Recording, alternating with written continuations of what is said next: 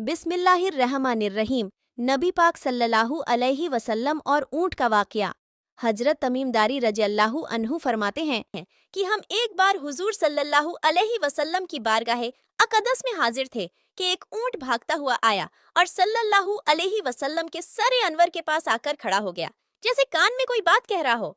आप सल्लल्लाहु अलैहि वसल्लम ने फरमाया कि ए ऊँट पुरसुकून हो जा, अगर तू सच्चा है तो तेरा रब तुझे फायदा देगा, अगर तू झूठा है तो तुझे उस झूठ की सजा मिलेगी जो उसकी पनाह में आ जाता है। अल्लाह ताला भी उसे अमन दे देता है और हमारे दामन में पनाह लेने वाला कभी नामुराद नहीं होता। हमने अर्ज किया, या रसूल अल्लाह सल्लल्लाहु अलैहि वसल्लम, यह ऊँट क्या कहता है?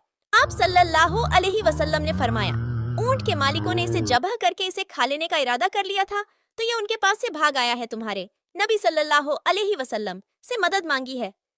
हम सब अभी गुफ्तगू में मशगूल थे कि उस ऊँट के मालिक भागते हुए आए ऊँट ने उनको आते हुए देखा तो दोबारा हुजूर सल्लल्लाहु अलैहि वसल्लम के सर मुबारक के पास खड़ा हो गया।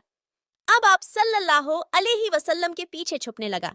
उनके मालिकों ने अर्ज किया, या रसूल अल्लाह सल्लल्लाहु अलैहि वसल्लम, यह हमारा ऊँट है, 3 दिन से हमारे पास से भागा हुआ है और आज ये हमें आपकी खिदमत में मिला है।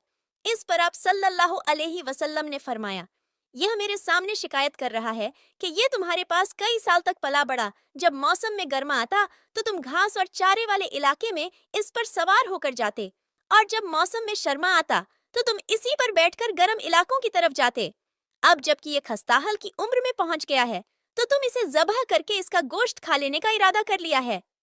उन्होंने अर्ज किया, खुदा की कसम या रसूल अल्लाह सल्लल्लाहु अलैहि वसल्लम, यह बात बिल्कुल इसी तरह है जिस तरह आपने फरमाया। इस पर हुजूर सल्लल्लाहु अलैहि वसल्लम ने फरमाया, एक अच्छे खिदमत गुजार की उसके मालिकों की तरफ से क्या यही जजा होती है? तो वह अर्ज गुजार हुए कि या रसूल अल्लाह सल्लल्लाहु अलैहि वसल्लम, अब हम ना इसे बेचेंगे और ना ही इसे जबह करेंगे।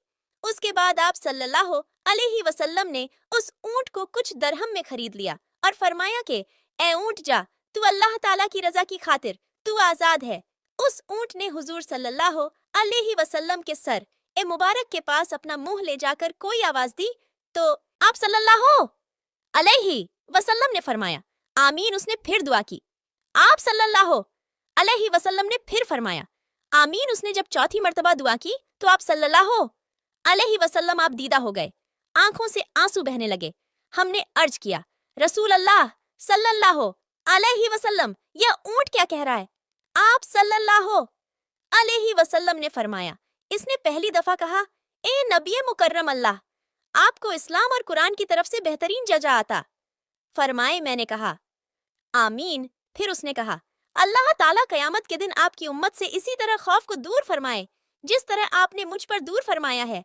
मैंने कहा आमीन। फिर उसने दुआ की कि अल्लाह ताला दुश्मनों से आपकी उम्मत के खून को इसी तरह महफूज रखे जिस तरह मेरा खून महफूज फरमाया है।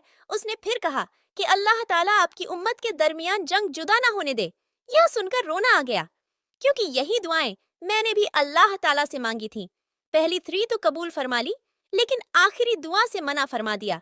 जब से जिब्राइल अलैहिस्सलाम ने अल्लाह ताला की तरफ से मुझे खबर दी है कि मेरी यह उम्मत आपस में जंग करके फना होगी, जो कुछ होने वाला है कलम उसे लिख चुका है। मोहतरम हजरत नबी ए करीम सल्लल्लाहु अलैहि वसल्लम के हदीस मुबारक में जो लिखा है, आज वह बिल्कुल सच नजर आ रही है। आज के दौर पर नजर दौड़ाएं तो हम देखते हैं कि मुसलमान किस तरह एक दूसरे के खून के प्यासे हैं, एक दूसरे को किस तरह कत्ल करने को तैयार हैं, फिरका वारियत के नाम पर एक दूसरे के जान के दुश्मन बने हुए हैं। जितना नुकसान मुसलमान ने मुसलमान का किया है, उतना शायद काफिरों ने मुसलमान का नहीं किया। हमें चाहिए कि हम अल्लाह ताला की रस्सी को मजबूती से थाम लें, फिरका वारियत को खत्म करें, एक उम्मत बन जाएं और आपस की नफरतों को खत्म कर दें।